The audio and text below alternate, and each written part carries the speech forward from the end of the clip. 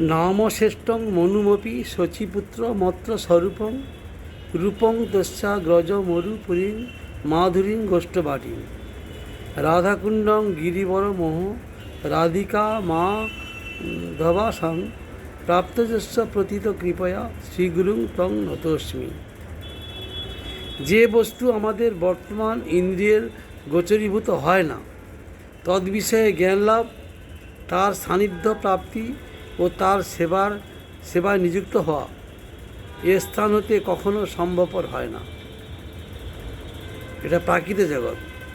এখান থেকে অপ্রাকৃত জগতের কথা আমরা কিছু জানতে পারবো না, তদ বিষয়ে জ্ঞান লাভ হবে না। আমাদের যাবতীয় ঐহিক শক্তি তৎকার্যে তৎপ্রাপ্তি চেষ্টায় নিযুক্ত করলেও আমরা সফল মনোরথ হব না, কারণ আমরা সীমা বিশিষ্ট ক্ষুদ্র জীব।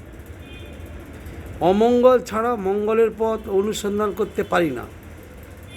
মঙ্গলের কথা নিজে নিজে আলোচনা করতে গেলেও সেই অদক্ষজ বস্তুর কথা অক্ষজ জ্ঞানগম্য হয় না। অপ্রাকৃত বস্তু নহে প্রাকৃত গোচর। তাছাড়া আমরা রোগ শোকাদির দ্বারা প্রপীড়িত, পরাপেক্ষাযুক্ত। ইহজগতে অন্য কেহ নেই যিনি আমাদের এ বিপদ হতে উদ্ধার করতে পারেন।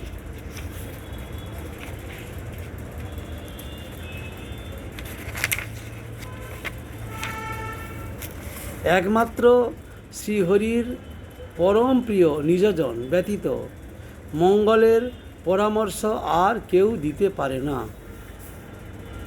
একসময় শ্রী দাস গোস্বামী প্রভু বলেছেন, যার প্রসিদ্ধ কৃপার দ্বারা নামের শ্রেষ্ঠতা মন্ত্র শচীনন্দন শ্রীকৃষ্ণ চৈতন্যের পাদপদ্ম, শ্রী চৈতন্যের দ্বিতীয় স্বরূপ শ্রী স্বরূপ দামোদর, শ্রীরূপ শ্রী সনাতন, শ্রেষ্ঠপুরী শ্রী মথুরা মণ্ডল, শ্রী বৃন্দারণ্য, গিরিরাজ গোবর্ধন, কৃষ্ণ ক্রীড়াস্থলী শ্রী রাধাকুণ্ড এবং শ্রী রাধিকা মাধবের অনুগ্রহ পেয়েছি, সেই গুরুপাদ পদ্মে নমস্কার করি।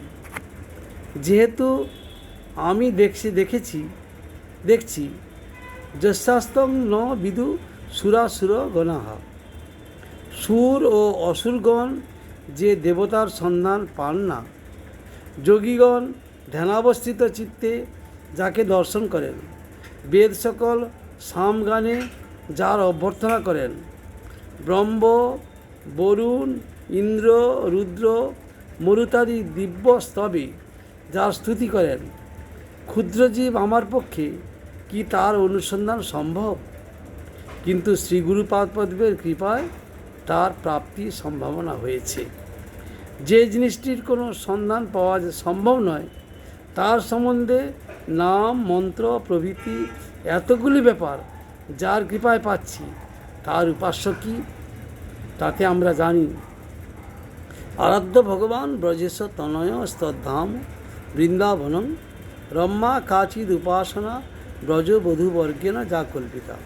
শ্রীমদ্ ভাগবতং প্রমাণম অমলং প্রেমপুমার্থমান শ্রীচৈতন্য মহাপ্রভু মতমিদং তত্ত্বাদর না পর।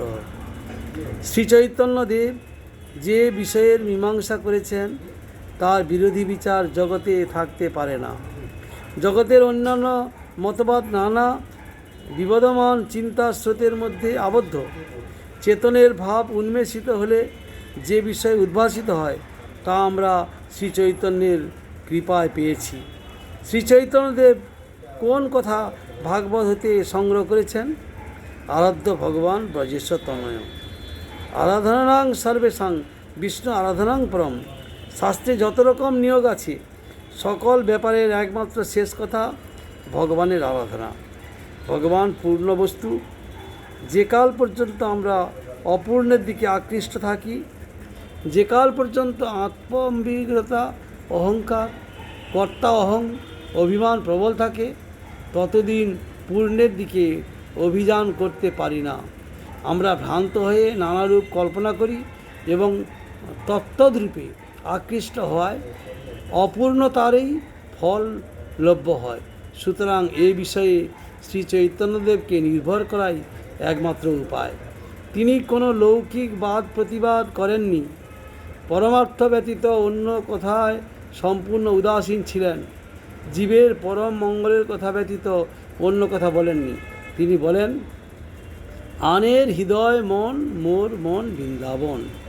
তিনি বলেন, সকল আরাধনার একমাত্র আরাধ্য বিষয় ব্রজেন্দ্র নন্দন, তা মথুরেশ দ্বারকেশ বিচারের মাত্র আবদ্ধ নয়, তিনি ব্রজবাসীর উপাস্য। যারা ব্রজে যেতে পেরেছেন তাদেরই উপাস্য, তাদের সেবা নেতি নেতি বিচারে সানুভবানন্দ বিচারে প্রতিষ্ঠিত নন। কুরূপে প্রতিষ্ঠিত কোনো অনিত্য বিচারেই গ্রহণীয় নয়। ব্রজেন্দ্রনন্দনই একমাত্র আরাধ্য, যিনি সকল অবতার অবতারাবলীর মূল আশ্রয়, অর্থাৎ বাসুদেব শঙ্করস্নাদি, চতুর্ভুজ, কারণাসায়ী প্রভৃতি পুরুষাবতার এবং মৎস্য কুর্মাদি বৈভব অবতারসমূহ যার অংশকলা।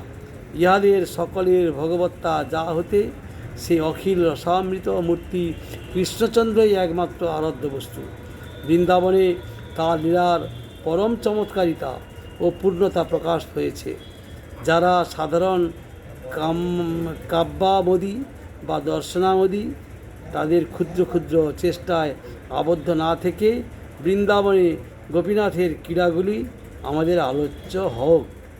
অগ্রজ বলদেব, শ্রীদামাদি সখাগণের সেবা বিচার, যার প্রতি বিহিত রক্তক পত্রক চিত্রকাদি সেবা গ্রহাতি সজ্জ, যার জন্য গোবেত্র বিষাণ বেণু জামন সৈকত কদম্ব প্রভৃতির ও সেব্য, যিনি সেই নন্দনন্দের ক্রীড়াগুলির আমাদের একমাত্র আলোচ্য বিষয় হোক। বাঞ্ছা কল্পতরুবশ কৃপা সিন্ধু ভৈবচ পতিতানাং পাবনেভ্যো বৈষ্ণবেভ্যো নমঃ।